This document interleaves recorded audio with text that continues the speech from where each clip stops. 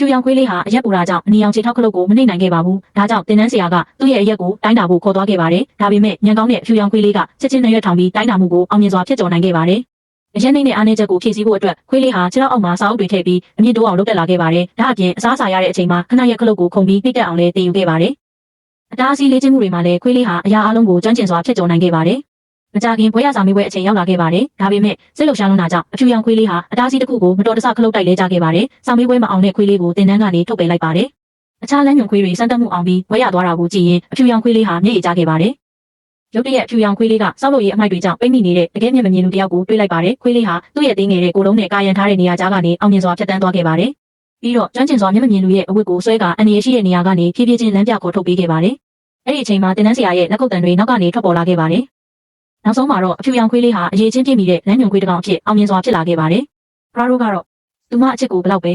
စူးစမ်းကြိုးစားရမှာမဟုတ်ပါဘူး